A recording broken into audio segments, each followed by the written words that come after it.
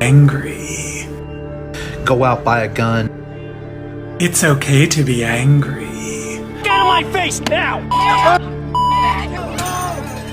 If you try to stop me from going into a woman's bathroom, Excuse me, it's ma'am. be the last mistake you ever make. It is ma'am. Find that anger. Just because. Harness it to do good in the world.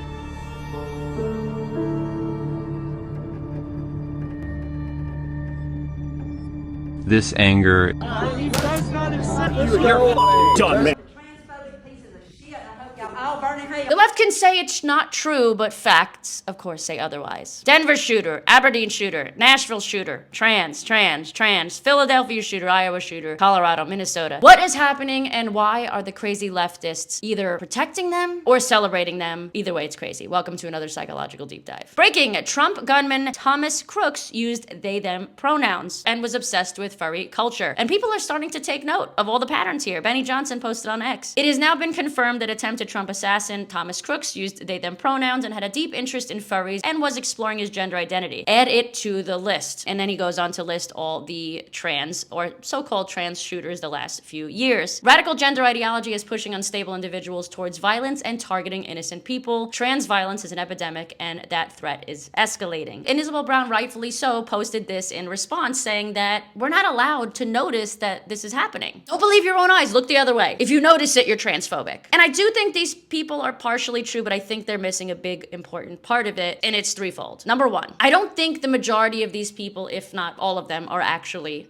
transsexuals. Remember, like, trans can mean anything these days. You can dye your hair purple, call yourself a cat, use its pronouns, and be considered queer and trans. Bullshit. I mean, really, like, Dylan Butler identifies as gender fluid. Like, bitch, you're a dude that has long hair? Not trans. Number two, if they are not transsexual people, who are they? And I mean, obviously, these people are mentally ill, 100%. Someone posted, could it be that people who are unsure about the species in which they belong to are insane? Yeah, I mean, yeah. This guy's tweet actually nails it to a T, in my opinion. He said, mental illness left untreated and harmful psychosis encouraged as a gender acceptance or identity acceptance. COVID isolation is partially responsible. In fact, all the medical research and CDC guidelines up until they shut down society explicitly warned against doing so, given the negative psychological ramifications of social isolation. And he also said, the furry aspect exacerbates the mental illness. It's a horrible coping mechanism of escapism. And I agree with that. I think a good majority, maybe not a majority, but a good portion of these people are using gender identity or furries or different identities as a way to escape who they truly are, or their mental illness or their trauma. And just simply saying, oh yeah, yes, you're accepted and validating everybody isn't helping the fact, and it's leaving mental illness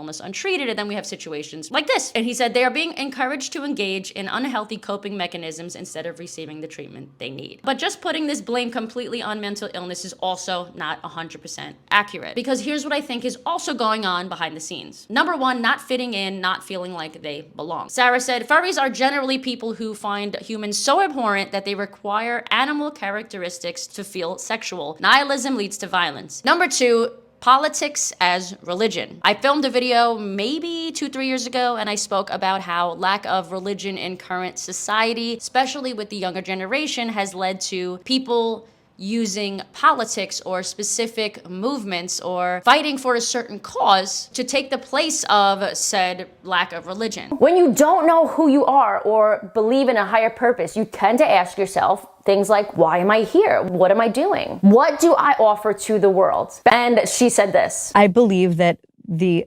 surge of this and the reason especially that so many young people are drawn to it is crisis of meaning and the death of God. That people are searching for some moral purpose to their life, the sense of being part of a coalition of the righteous, sense of being on the right side of history. I've spoken about this before, but I wanted to include this clip because I think she said this better than I have. As you guys know, I am very spiritual. I am not religious. I do believe in a higher power, in a higher being that connects us all, so to speak. I believe in souls, in energy, in life lessons. And honestly, it wasn't until I found that deeper meaning that I was able to live a fuller, more calm life. And that's just the truth. Because many of these leftists, in fact, do treat their beliefs like a religion. And many religions are intense, very much cult-like. Right? And this leads to cult-like groupthink, cult-like behavior. Number three, easy access to firearms. And let's be honest, today's extreme political divisiveness and even cultural divisiveness in society is not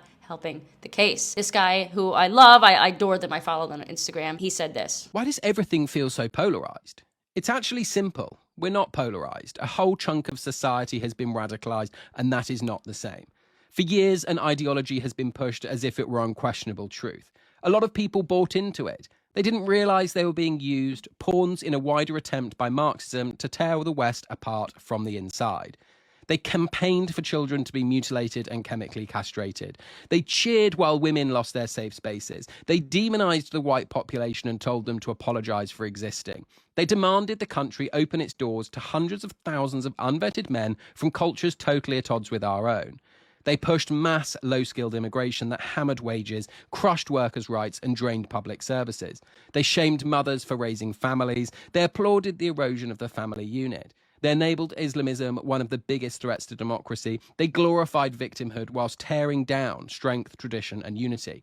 They cheered net zero policies that sent people's bills through the roof. And then they tried to ruin the lives of anyone who dared to disagree. I fully agree with pretty much everything he said there, but this still doesn't answer the question, why is the left celebrating and protecting these criminals or the mentally ill? And it's not just the left, it's the media and a good portion of the government. The number of videos that we've seen like this over the last 5 years is disturbing. I want to know, how do you keep your composure? Fuck you! What's that? How do you keep your composure? Fuck you! Fuck you! Fuck you! Fuck you! Fuck you! Fuck you! Fuck you! Fuck you! Fuck you!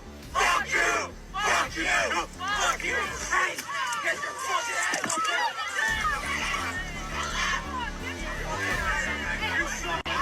Excuse me, did you just say he came here to incite violence by forcing his opinion on people? Yes. You think he came here to incite violence because they got offended by his sign? When you What talk is to wrong someone with you? and scream at someone and He put didn't your scream face... at all. Yes, He did. didn't. They put their face in his face. What is wrong with you? Christopher on X said, it's incredible how many mass shooters and political assassins have been mixed up with transgender identities and furry sex fetishes, and how much the government has tried to conceal their path to radicalization. And it's true, hundreds if not thousands of stories like this have been popping up over the last 7 years. This one is from, I think, 2 months ago. Sex offender charged in attack on Welland, Ontario. Toddler denied transfer to a women's jail. So, like, yes, that's obviously a good thing. And while the same majority of people like myself are fighting to have harsher punishments and stricter jail sentences and time and stricter laws even for people like this, of course, the far left is fighting to protect them, is fighting for these types of people. So again, the question still remains, why are leftists protecting actual criminals who also most of the time aren't even trans? And why is left-wing media pretending to not know the motives of said people when it is quite literally obvious? And I think the reason is actually very simple. It was never about anybody being actually trans or being a minority. It was always about protecting the people who are for the resistance and not against it. No matter how insane these people are, the left still believes that they are fighting the same fight, that they are on the same side. They want to tear shit down and rebuild society. And it just so happens that one of the ways of doing that is the deconstruction of gender. Although when people take advantage of it, the leftists are quite pissed. The people that leftists use to fight their fight are usually one of 3 types, if not all 3 of them together. Number 1, people who hate America and what it stands for, because they are either brainwashed by the media or the last people in government that were in charge or their school systems, especially colleges. They're taught to believe that America is a racist, systemically oppressed against black people and gay people and whatever. Basically people like this. Round them all up. Put them in a big room that kind of looks like it could be a gas chamber. Don't actually do anything to them. Like, they'll be fine. Don't gas chamber them, but just put them in a room and tell them that's what you're gonna do to them. Watch them all cry like the little baby back bitch that they actually are on their insides, and probably piss and shit their goddamn pants. Oh yeah? Is that funny? Number 2, people that are mentally ill in one way or another, or people that are loners, have very little or no friends. Making latching onto a movement of any kind an easy way to find purpose and a friend group. Number 3, narcissistic people who love to control others. Listen to what this therapist has to say. I'm a social justice wolf in sheep's clothing. Everybody thinks I'm just this brainwashed, woke, progressive social justice warrior. But the truth is, I'm not. In fact, I'm actually just a narcissistic psychopath who takes advantage of these movements in order to exercise my own ego needs. What does that mean? Well, It means that I have this deep need to feel really important and to exercise violence on others and on society. People think I don't exist, but people often ignore this study that came out that found that the more authoritative left-wing you are, the more likely you are to be narcissistic and psychopathic. I hope you guys enjoyed that psychological deep dive. If you did, make sure to subscribe because I post videos once or twice a week. And I'm one of the only lesbians who keeps calling out the bullshit from all sides of the political spectrum and culture war. I will see you guys back here in a few days with a brand new video. Until then, keep calling out the bullshit. I love you. Love yourselves. Bye.